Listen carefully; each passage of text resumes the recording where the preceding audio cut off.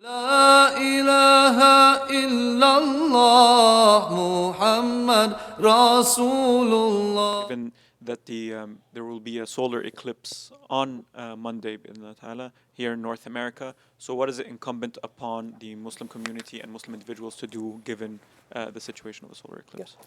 So the solar eclipse, there's two eclipses, the solar eclipse and the lunar eclipse, the kusuf and the khusuf, and it is sunnah to pray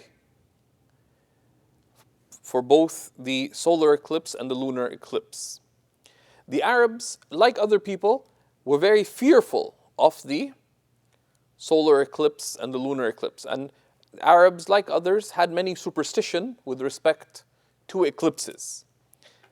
One eclipse came not far from the passing away of one of the children of the Prophet ﷺ, and the Prophet ﷺ said the sun is not eclipsed for the passing of any person, but rather these are great signs from the signs of Allah.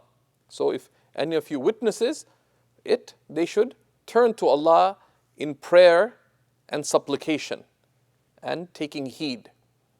So we have no superstitious belief regarding this. These are natural phenomena that serve as tremendous signs of Allah subhanahu wa ta'ala. And anytime manifest signs of Allah are manifest, we take it as an opportunity to reflect. So the sunnah is to spend the entire time of the eclipse, from when the eclipse begins till when it sets, till when it's over. Ideally, to spend that whole time in devotion, between prayer, dua and dhikr, and tadhkir and reminder, until the sun is clear again. With the solar eclipse, it is across the board considered a recommended sunnah to gather to pray. Now, it will happen on a Monday, it's a work day, but if you are able to catch a group prayer at your local masjid, this would be praiseworthy.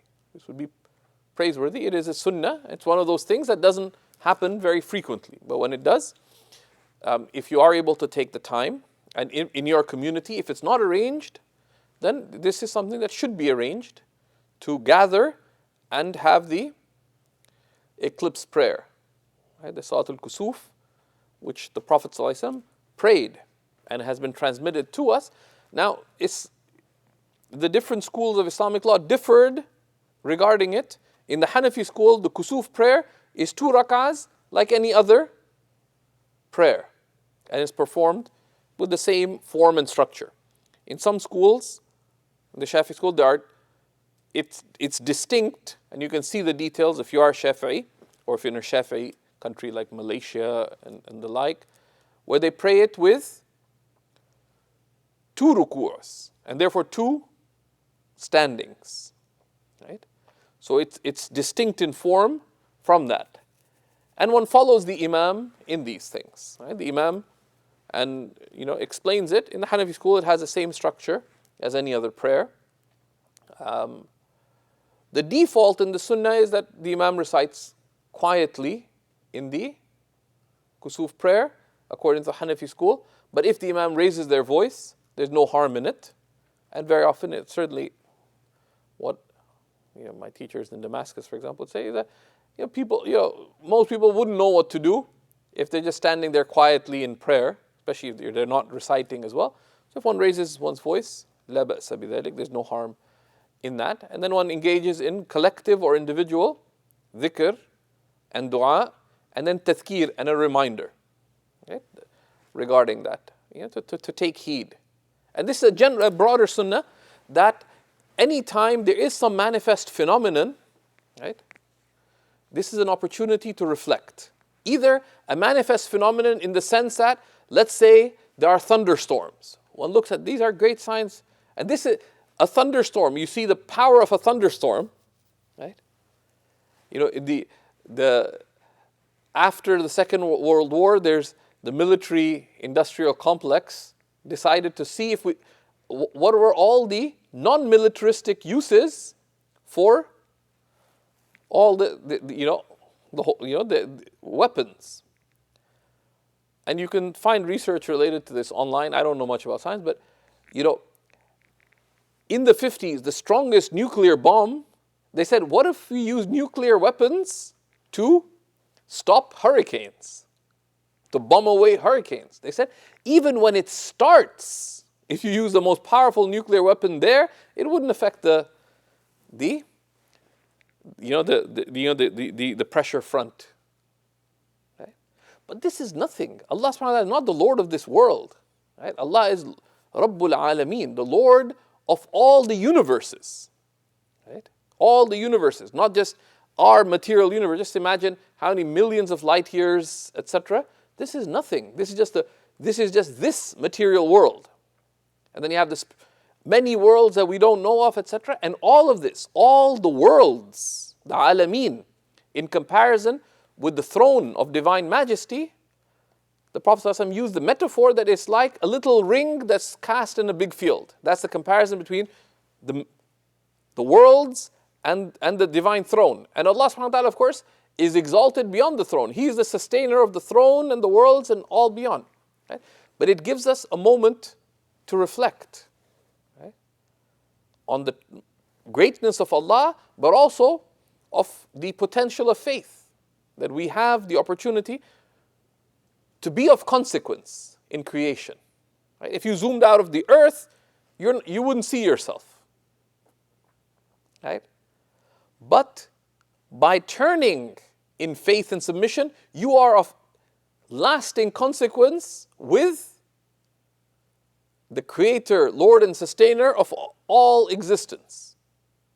That is the opportunity that guidance gives us.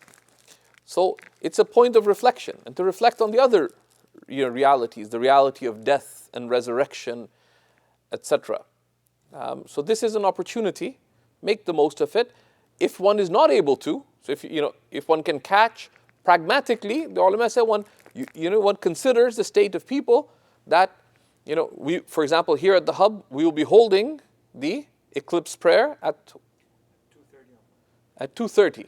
We'll be keeping the prayer and the basic reminder, the basic tartib, structuring of the dhikr, dua, and reminder after, brief, so that if someone does want to take time off work, they are able to catch it and go. Right?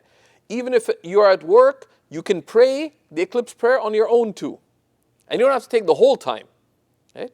You pray 2 rak'ahs, and then you make dua that, oh Allah, make me of those who reflect on your signs.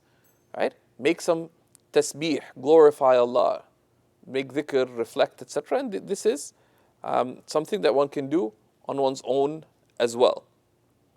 Every Muslim should have some basic resources on worship, right? On worship. At a basic level, and also some works that are a little more detailed than maybe what they've studied, but that they can refer to, so when things come up, they can look at the details. But this is also these kinds of things that come up, because eclipses happen, right?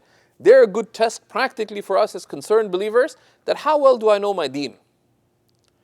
Right?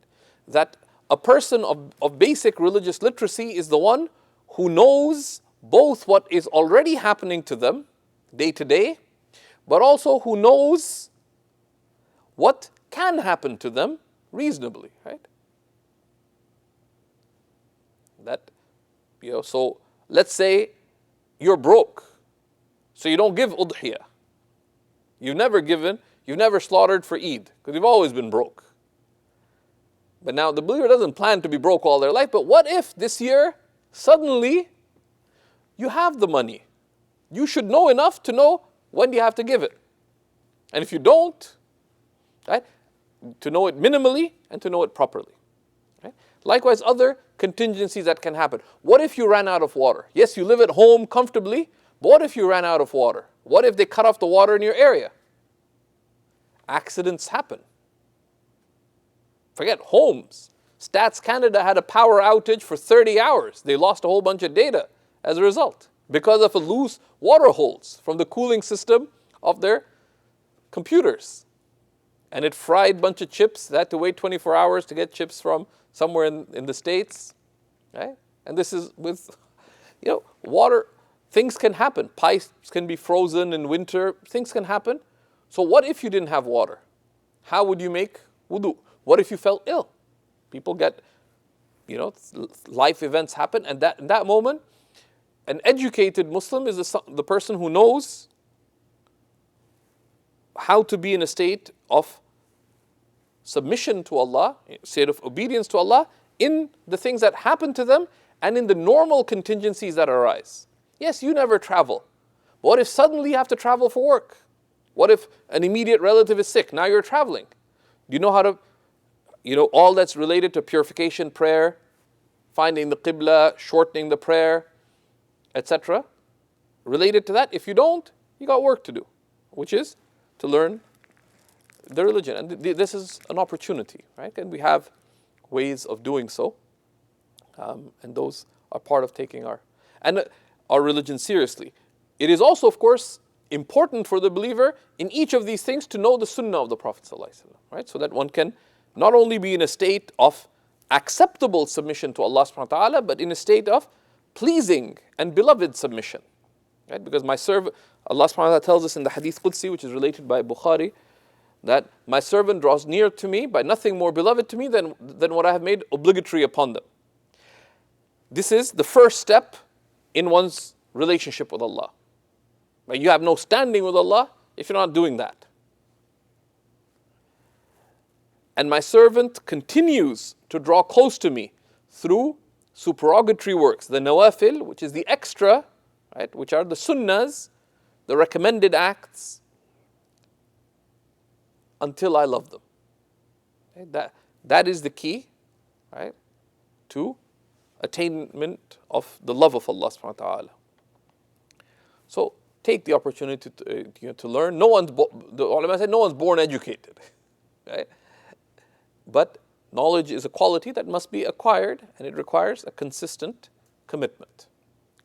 But the commitment to knowledge is a commitment to expressing one's love of Allah and attaining the love of Allah subhanahu wa ta'ala.